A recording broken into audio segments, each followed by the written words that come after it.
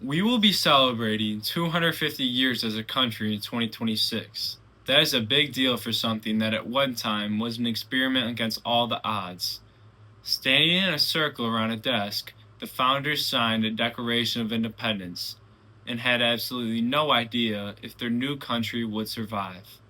They believed people should live in freedom, make their own choices, and have a government that answers to them. When Benjamin Franklin left the Constitutional Convention, someone asked him what kind of government the founders had created. A republic. If you can keep it, he said. That line still matters, because keeping a republic takes work, and now it's our generation's turn to step up. We inherited a nation that was conceived on two very foundational principles: limited government and free enterprise. These two things gave people room to create businesses, chase opportunities, and turn ideas into reality.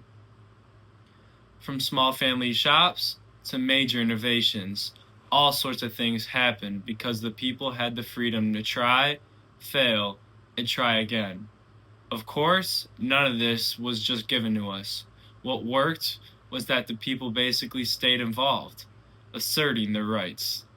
We have different challenges today, of course, from those our founders confronted: political division, nonstop news, social media that spreads information and misinformation at a speed faster than we could sort it out. It's easy to feel overwhelmed or that our voice doesn't matter. But if we want this republic to last another 250 years, we can't check out. We have to be part of the solution. What then can our generation actually do?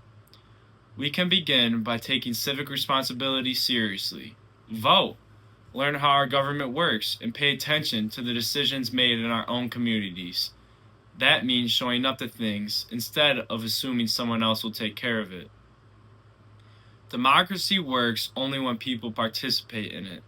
We need to protect free speech and open conversation. These days, people too often shut each other down instead of talking things through. But the founders believed open debate was one of the things that kept a country strong. We can help by choosing respect over anger and by actually listening when someone sees the world differently.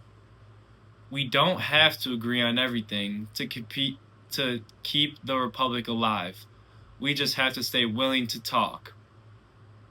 Third, we can use technology and innovation to help solve problems, not make them worse.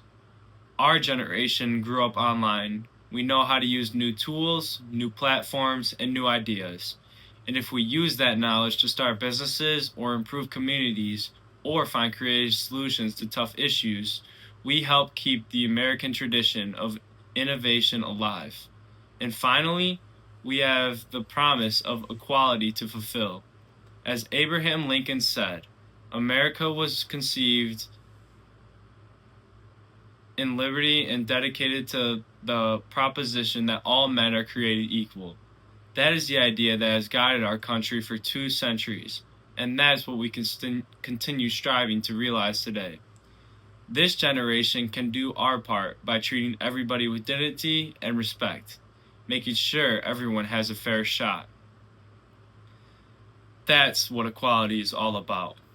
Not a one-time thing that we attain, but a condition we must constantly protect.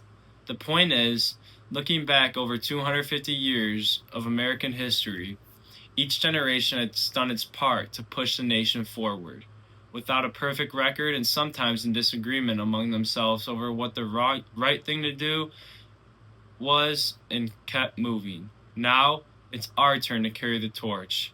As we celebrate this anniversary, we must ask ourselves that same question Franklin did. Our republic, can we keep it? The answer is yes. If we stay informed, take part in our communities, defend our freedoms, and keep pushing for equality. The founders gave us a republic, and it's our job now to keep it strong.